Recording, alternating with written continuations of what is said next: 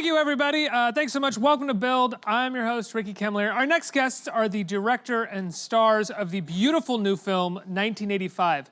It's the story of a closeted gay man that returns to his Christian family for the holidays. The film is beautifully written, acted, and shot on incredible black and white Super 16mm that not only makes it stand out in this kind of digitally saturated indie movie landscape, but harkens the film back to its time and place by referencing an era of indie movies that existed only on film. I love it. Let's take a look. Christmas wasn't the same without you. I'm really glad you made it back this year. I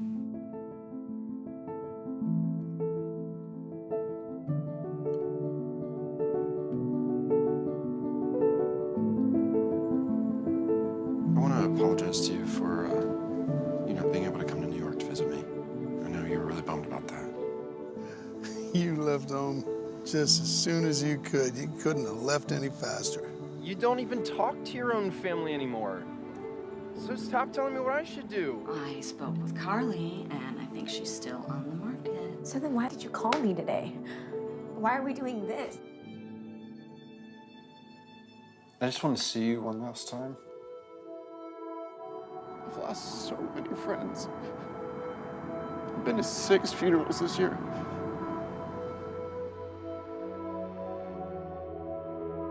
Dear Father, we want to thank you for allowing us to spend this Christmas together. We pray that there are many more days like this to come, many more memories for us to look forward to. We pray that you'll continue to teach us how to love each other unconditionally, just the way that you love us. We pray that your everlasting grace continues to lead and inspire us.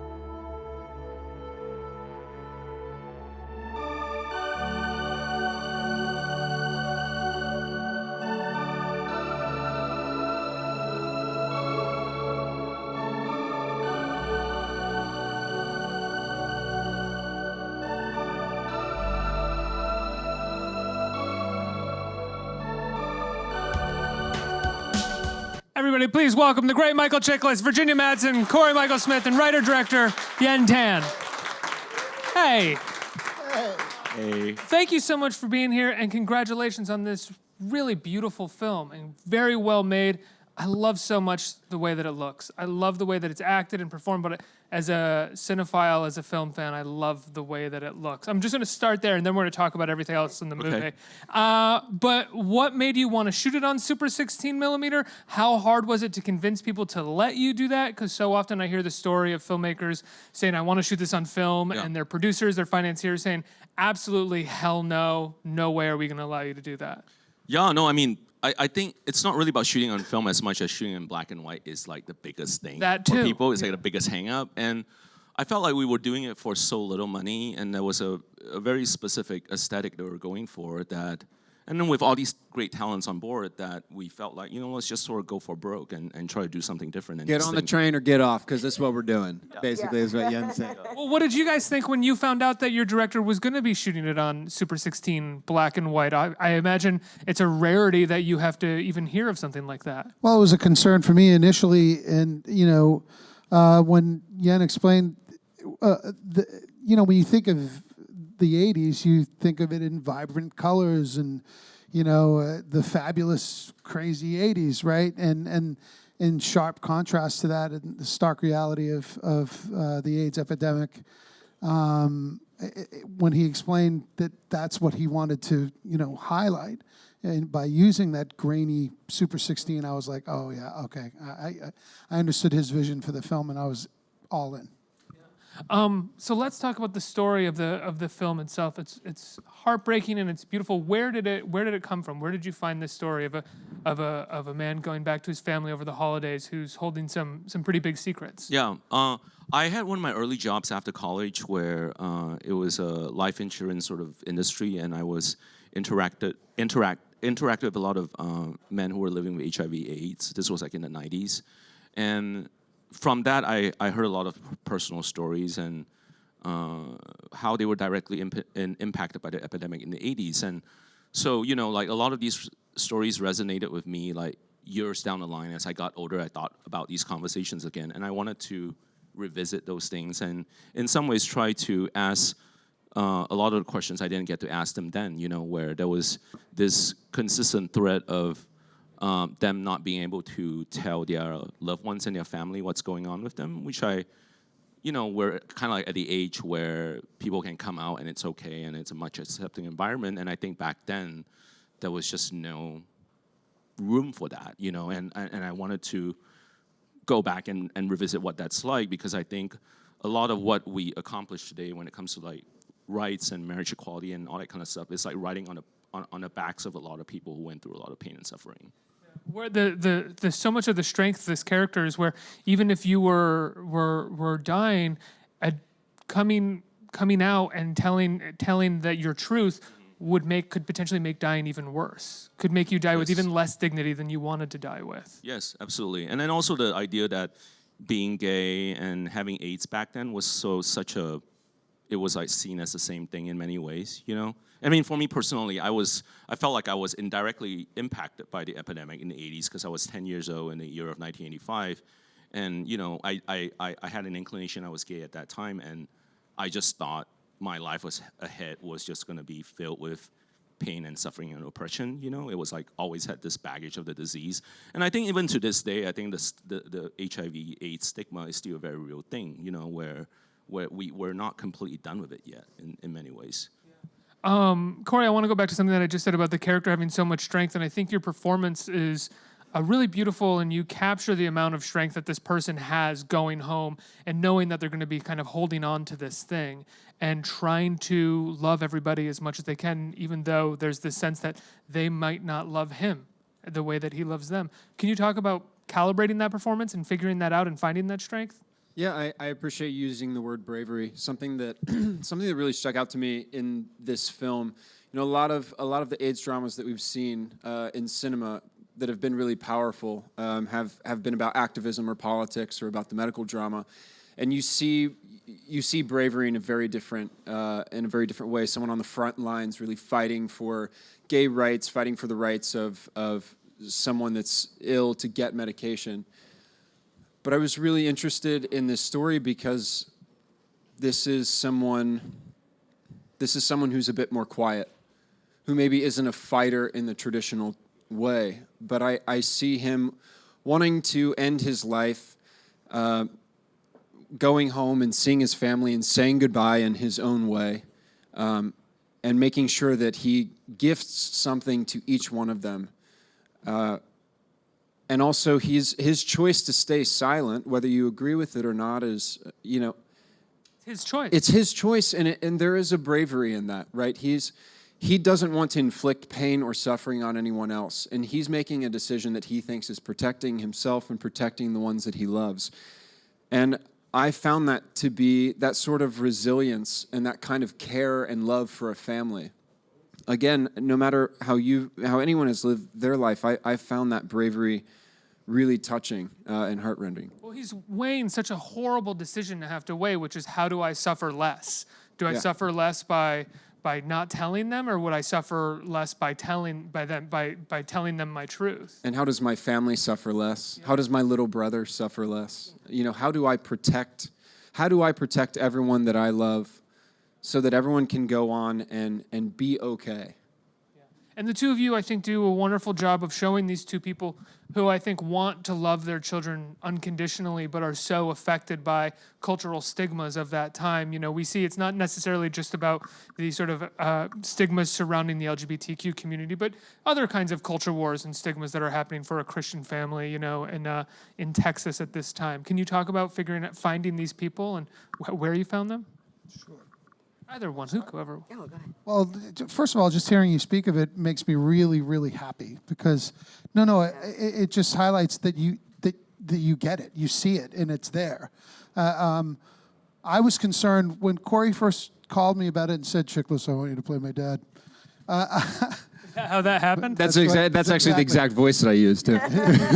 Chiklis, it's Cory. No, come on, my dad. Chiklis. I mean, the fact I wanted Chiklis to play my dad. Oh, which I was initially completely flattered, obviously, but when he told me what the film was about, I was a little worried that it would be, full of overworked cliches, and I would be the you know, that sort of two-dimensional, yeah, you know, hateful, you know, super conservative, just, you know, I hate you because of what you are. You know, and I wasn't interested in that. When I read the script, I was very moved by it.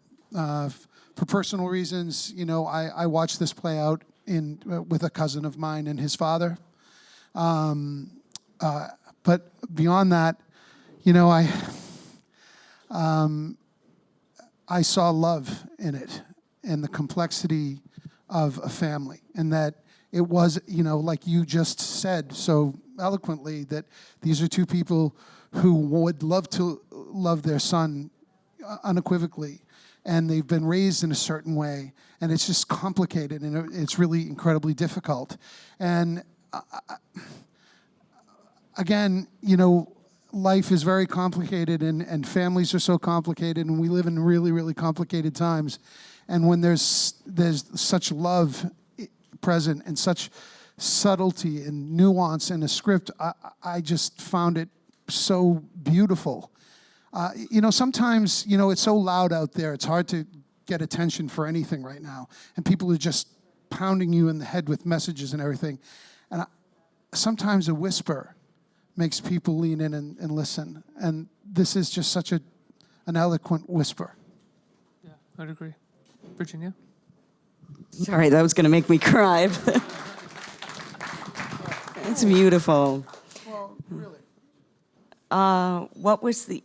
Sorry, I'm just really lost in that. No, that's okay. You know, that was very meaningful to me.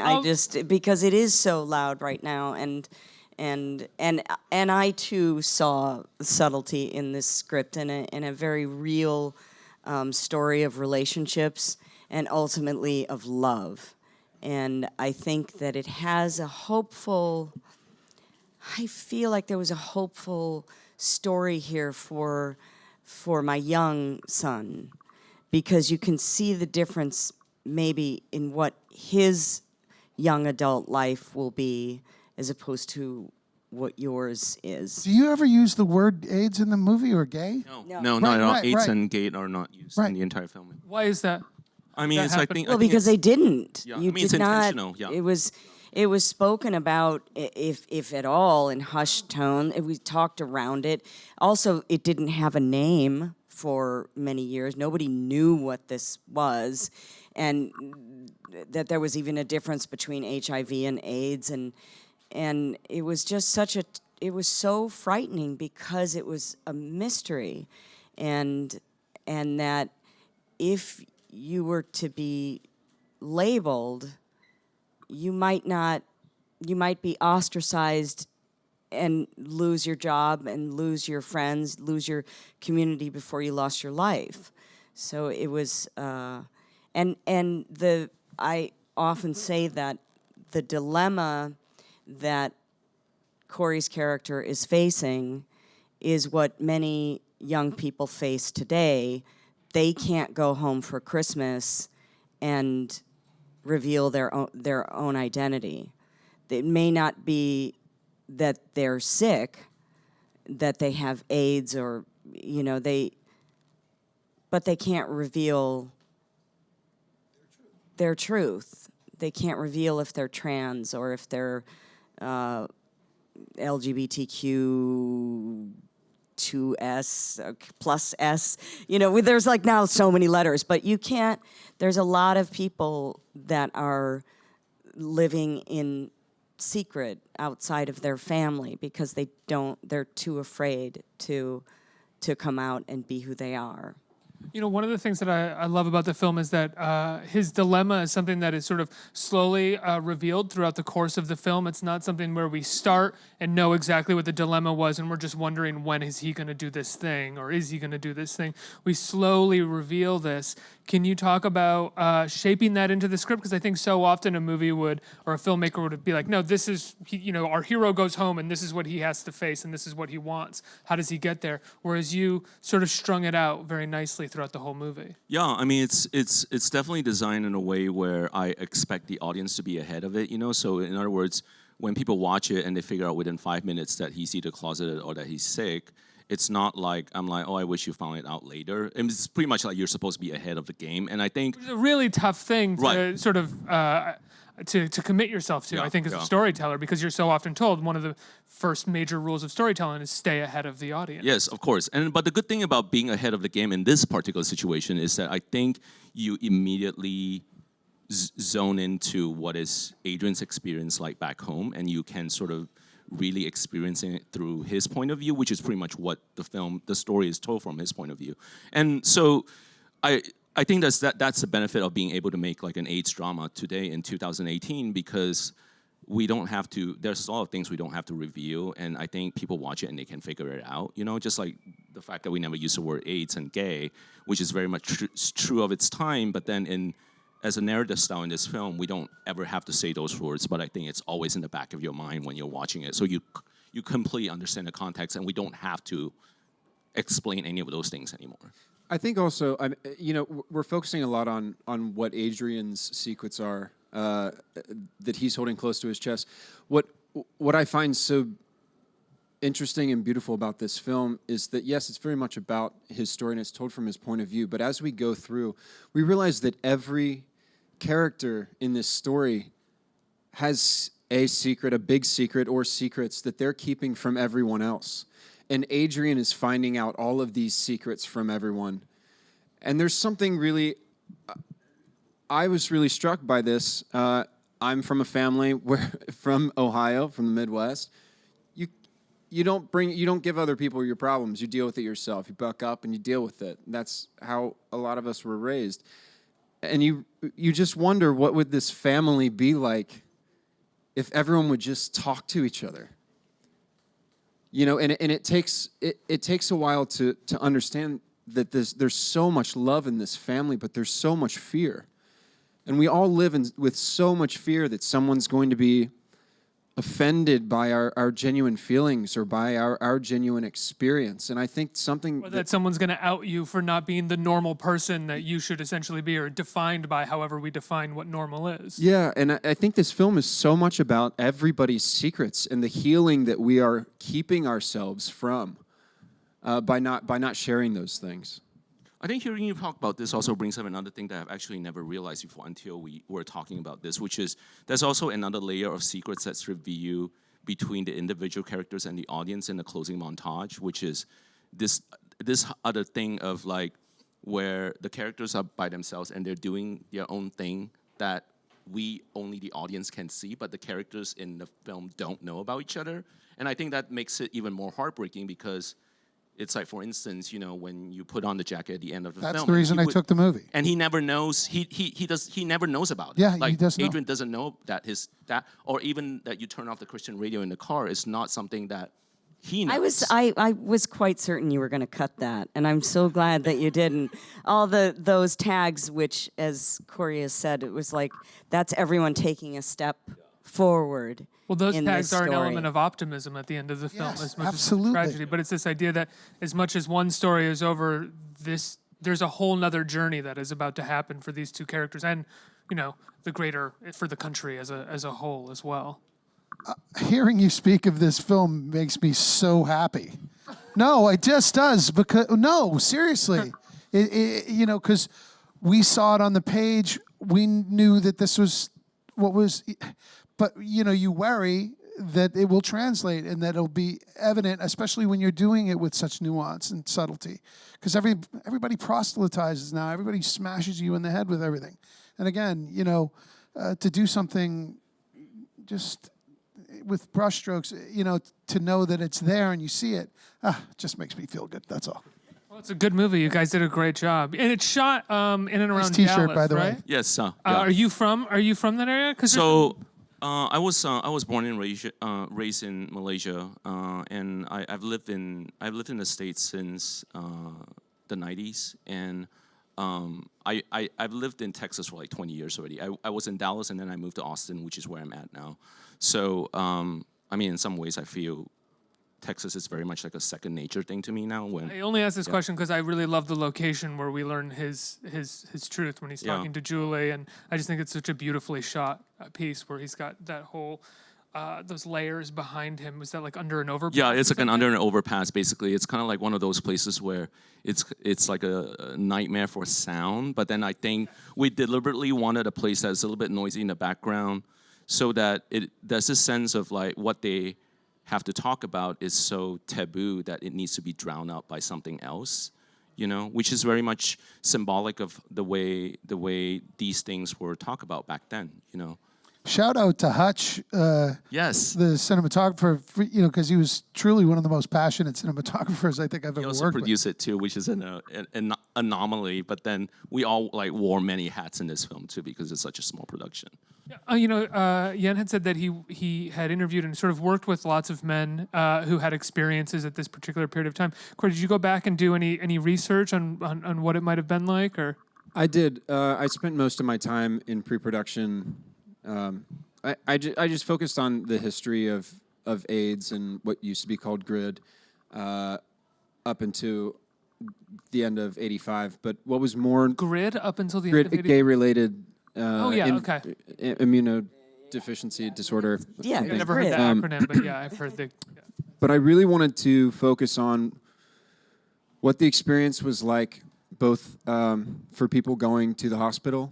So I spoke to some doctors in New York City who were on the front lines in the 80s at the beginning of the epidemic, and listened to some stories about what it was like to go to the hospital with your friend who was dying, and they didn't quite know how it was transmitted, if it could be airborne, and you had these nurses who, some were terrified, and doctors basically had to say, you know, look, if you can't handle being in this room without making this person feel comfortable and safe, then I need you to not be in this room. And what that must be like to be someone where a medical professional walks into a room and looks at you as if you could be the person that is so dangerous that you're a risk to someone's life. I tried to put myself in a headspace of having lived, you know, Adrian having lived like that for years, and now it's his turn, and to not really have people, many people left in his life that he could rely on. And so I spent most of my time just trying to put myself in a place where I was, you know, thinking of all these people. There's a really wonderful Instagram called the AIDS Memorial that I spent a lot of time reading on, and they've been supportive of the film recently. And it basically, they'll show a picture of someone whose life has been lost from AIDS, and it tells their story that a friend has told or a family member. And it's a collection of lives being honored and remembered. And so I just tried to represent those people as best I could. There's also a sense of him going to his family, which are the people who, whether you, as much as you know that they are not those people, there is an instinct that they should know you better than anybody else, and they know nothing about his life, and they can't know anything about his life, and that must be so devastating for that person to be living with in that moment, while at the same time trying to smile to make them happy consistently throughout the film. Yeah. The people you'd want support from the most, you can't ask for it. And I'm very close with my family, and I know, you know, they are as well. And just the consideration of not being able to rely on your parents, or to be able to really say goodbye to them, is just absolutely, it's just heartbreaking to me. You know, in the last few years, there have been major strides in the LGBTQ community, and in this past year, we're seeing some rollback on the part of this administration, specifically in regards to trans rights. I'm wondering what it's like to release a movie that's LGBTQ centered at this particular period of time. Does it feel different than 5, 6 years ago? No, absolutely. I mean, the script was written during what I call the comfortable Obama years, you know, and I thought I was revisiting history. And then by the time we finish the film and the movie is coming out in these days, which is, I mean, one of sort of like, in many ways, it's a wonderful thing to talk to audiences who are drawing modern parallels to what's happening in the film to what's happening today, and how they're seeing, like, there are certain things that's kind of unfortunate in that we might be facing, you know, things that they were facing back then in terms of like losing rights and all these kind of things. And so I think it's interesting that that this film, even though when we made it, that was not the intent. Now it's coming out at a point and it's kind of becoming in a way an act of resistance, which I think is what we really need these days. Anything that we can sort of put out there to inspire something good is great for me. So. The stoking of fear of others today is so disheartening. And if this film is in any way a small representation that the other is not to be feared, diversity and differences should be embraced and celebrated, and we can all live harmoniously, if we help each other and embrace each other. I hope this film can support that thought. Well, again, the reason I took the film, is just that. I moved to New York in the spring of 1985, and as a member of the theater community here, it was a terrifying time. And, having seen my cousin succumb, some years later in 90, I believe it was, and see the denial in his family and the inability to talk, to communicate with each other.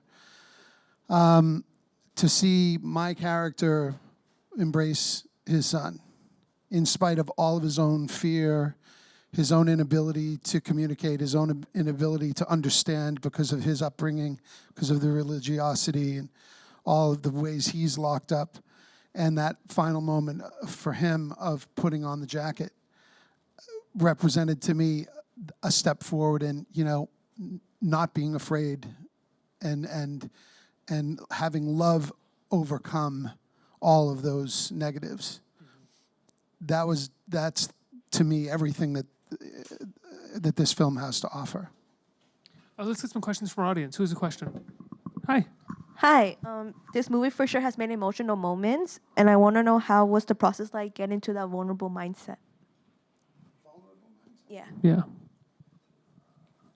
Well, I will say with our budget and our time constraints, we didn't have time for rehearsal, which for anyone that started in the theater, you're used to having a month minimum, and then TV is so much faster, and then to do a film where you're working with some people for the first time, other people you've maybe worked with before, but there's no time, and so it's like you spend a lot of time preparing in our own ways. I know for me, I spent a lot of time reading about people's lives and their experiences or their tributes to family or friends, and I looked at a lot of pictures, and I didn't speak to my family while I was doing this. I kind of had to separate that a little bit, and once we started working, it was just kind of easy. When you work with people who are really available and who are just really damn good, it's kind of a lot easier. So you come in with your emotional life and you're ready to go and tell your story, and when you get paired with other people who are in the same position, it just kind of flow, and then it's his job to make it look beautiful. To just let you guys sort of do your work, I'm honestly curious because I know I didn't talk to you guys much when you have to do your heavy duty stuff, You were just just ignored us. No, it's not true. I'm just kidding. Yen was so great about giving us gentle with space. Space. He was so gentle, giving us space and calibrating things as it needed, as it was necessary. I think we were really fortunate. It was a really safe, comfortable, soft space that we were all able to meet each other. And we didn't have anywhere. We spent all those hours all day long together because, and the budget. There were no frills. There were was no frills. trailers. So basically, his bedroom in the movie was like the only place to hang out on the set, and that was our green room, and with a shared bathroom. Yeah. Oh, yeah. Dark, No pregnant problem. pause. Yeah. And so we had to change. We all had to change in there, and then if they were shooting there, we'd go and sit in the living room set. And so we were with each other for 12 or more hours a day, just getting to know each other, and Michael tells the best stories The best. ever, the best.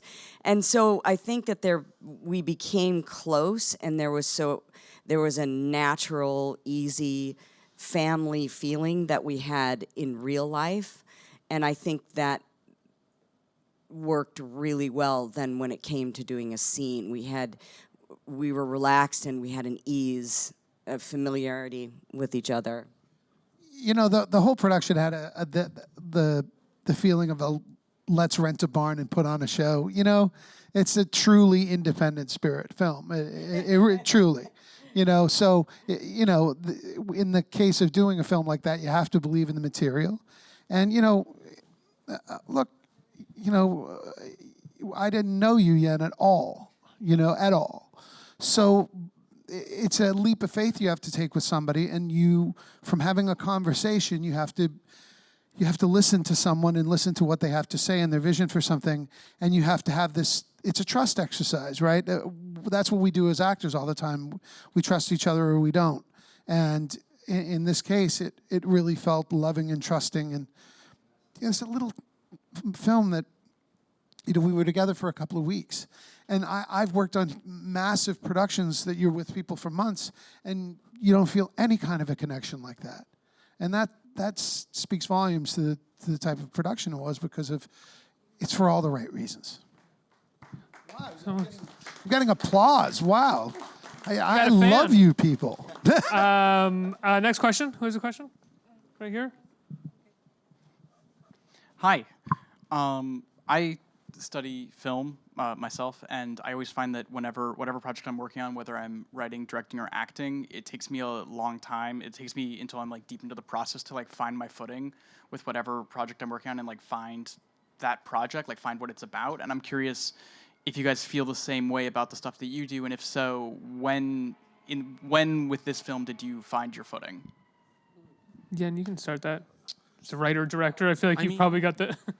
I don't know, like, okay, I mean, the other sort of thing that's unconventional about this film also that was, like, really not available to us as an option, which is, it's not like these guys put themselves on tape and were like, oh, he or she's right for this, whatever. It's pretty much like we offer the role to them because we know their body of work, and then I have a conversation with them, and then we have to feel good about each other in that conversation for them to say, yes, we want to do this, and then they come to the set, and you just have to trust that they are, you know, bringing their A game and they've done their homework, you know. So, and then we would block the scene, and then we feel good about it, and then we just shoot it. And then I think in hindsight, it's like there's actually two miracles here, which is we cast the right people, and then secondly, you guys actually liked each other. Because I realized, oh my gosh, if you guys hated each other, that would be like another layer of nightmare. Stuck in that childhood bedroom with each other, just like, oh. Yeah, so I mean, it was like, I mean, hats off to them. Like they just really knew the material in a very deep and profound way, and they just did it. I love this question though. It's a really great question. And I on different projects, I feel like I've keyed into things at different times. The thing that's been consistent when I feel the best about my work through a process and usually with the result of the process is when I have an emotional response immediately to it. When there's something about the character, about the story that I'm overwhelmed by, I always like let that be the thing that I trust and that guides me. And then secondary to that, or maybe on par with that, is the people involved. And sometimes you don't have the privilege to, like, the people you're going to work with or for, you don't always get to spend a lot of time with them to get to know them. But like I talked to Yen for the first time we spoke a little over an hour, and it was pretty obvious that we were like on par with the tonality of it and understood the character and had the same kind of vibes about the whole thing. And his objective experience of looking at American families being, you know, having grown up in Malaysia versus my very subjective experience growing up in Middle America, I was like, you know, his observations about what was seemingly my family, I was like, oh my God, I can live in your picture of what this family's like. but those key things that like really kind of like pierce you, those are the things that like latch on to quick for me, and then everything sort of like fills around that. Did you say you were a director? Yes. Okay. Yeah, I was going to ask, like, what aspect of film? So you're directing. Are you writing as well? Because I think that when you, as you say, key into it, when you find your footing, it's going to be different depending on what department you're working on.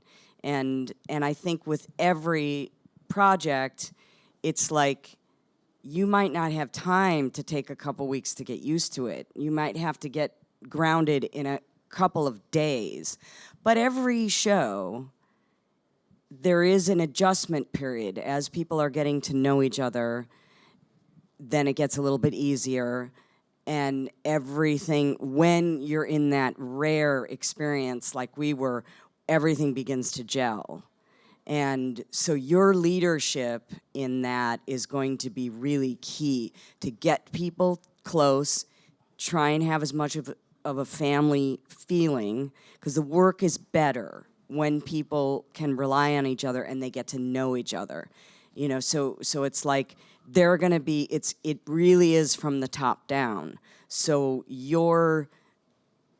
whatever position you place yourself in, you got to do that from day one in pre-production, so that people are like, oh, okay. It doesn't mean you're being a taskmaster.